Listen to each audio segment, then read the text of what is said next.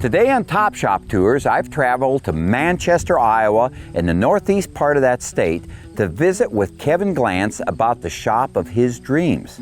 A strategic thinker, Kevin put a lot of thought into the type of structure that would best fit his operation, as well as his pocketbook. Let's go talk to Kevin about the shop. Well, Kevin, started out with, you put the building up in 2011, right? In the fall of 2011, yeah. And what'd you settle on the size? It ended up being a 64 by 80. Right. It was started out as a 60 by 80, but I wanted a 40-foot overhead door. We had to compromise on that a little bit just because of the sidewall height. Mm-hmm. And so we actually cut the door down 4 foot to a 36-footer and then made the building 4 foot wider. So that how you kind of came up with an odd number of 64. But you were explaining to me you had the vaulted ceiling. How did that all work, and what was the advantages, the combination you came up with? Well, going through the thought process of building the shop and then the expense side of building the shop, it was going to be $9,000 more to go 2 foot taller with the whole building.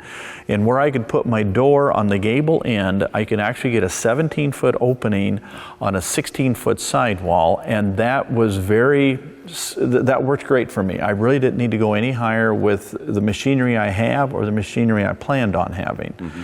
Then once you got inside of the building, the vaulted ceiling gives me about a 4.5 foot more space for my radiant heater to go up and over the top of all my tractor cabs and everything.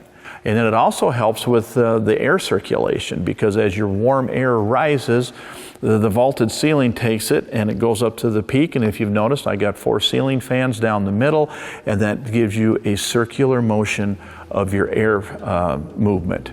This is the third shop we featured on the show that uses fiberglass covered walls. The advantage to this covering are numerous, Kevin points out. You strove for energy efficiency on the entire structure. You did a lot of work and research into this. And one of the things you did, you went with an EPS building. Yes. And describe that construction style. The EPS building is a styrofoam sandwiched between 2 pieces of plywood. Right. And you can go 4, 6, 8, 10, 12 inch. You can actually make it as thick as you want. It's very versatile. And I settled on the 8-inch styrofoam, and that was equal to a 32 R value. R32 on the sidewalls? On the sidewalls, yep.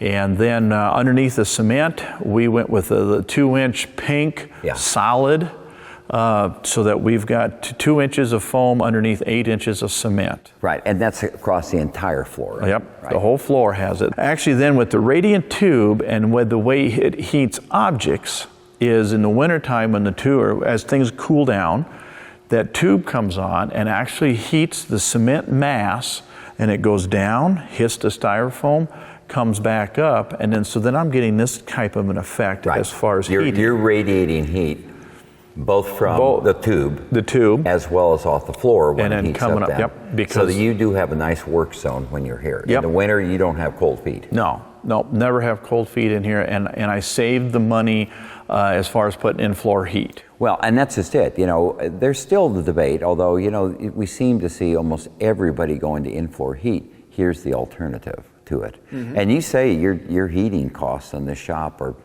really not that much. Well, that was my goal. I wanted to build an energy efficient building. The philosophy I went by is you build the building once, you heat it forever. Here's a great idea we found at Kevin's shop. He installed lights on his main door. They can be used to light the sides and even the bottoms of equipment. Plus, when he opens the door, it creates a lighted outdoor work area. Well, with a hydraulic door that goes out, it's really twofold. We put the same bank of lights on the door so that maybe in the summertime, if you want to work on something outside, you can raise that door out. It extends the size of your shop by 17 feet, and you can work out there on the approach, and it'll be fully lit. Wow. Or also, if you want to work underneath something, they're the only side lights I have, so if you're underneath the combine or something like that, you can kind of park it in the right spot and turn them on, and you get a nice shine underneath something. I bet you do. So you can kind of use it either way, just with a little planning and that. But no, I really like my door lights. While not working on this show or writing for Successful Farming magazine, I'm editor of a farm machinery collector publication called the Ageless Iron Almanac. Now, my appreciation for agriculture's proud past is what makes Kevin's use of seed sacks to dress up his shop so appealing to me. You need an office area, and then you need the restroom area and then I've got a utility room where the waterworks and the air compressor is to kind of keep that off by its side and that. And then the upper part, I put the loft there, and I've been in shops where they just put a loft up and you could see everything. So we actually built a wall up there, and it's just a studded wall. And then I kind of got into collecting seed corn sacks. Yeah. I had a few of my own and kind of got started, and then when I get around, I go to an antique store here and there once in a while and look around. And so I really have kind of focused in on Iowa companies. And I'm just amazed at how many family companies there were growing seed corn when it first came on the scene. Oh yeah, really makes that part of the shop kind of special too when you walk in. Yeah. Yeah, it really is. And then you had the red board. Yes. There's a story there. Well, there's a little story there. When we were growing up, my dad would never buy steel for the buildings, and we repainted our buildings every 5 years. He would buy cans and 5-gallon buckets, not just gallon buckets. 5-gallon buckets of red paint, and we scraped and we painted red buildings and white trim. And that was one thing my dad always thought a farm really looked nice if it had red buildings and white trim. So that was really instilled in me. Yeah. So when I finished off my office area on the outside that faces the shop area, that was the year actually that my dad had went into the hospital in the later part of 11 and early 12 and passed away. And I kind of just did that in memory of my dad, that when I look at that, I remember all the years that I painted beside him, red buildings and white trim. Kevin's success in building the shop of his dreams was working with a well-known and reputable contractor.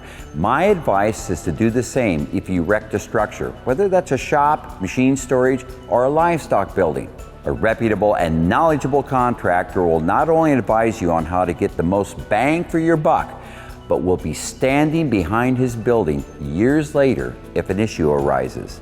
I'll see you next time on another Top Shop Tour. Hi, I'm Dave Mowitz. Thanks for watching. If you like this video, hit subscribe right here if you haven't already, and click that little bell right here to be notified when we post a new video. And click here to see more great videos.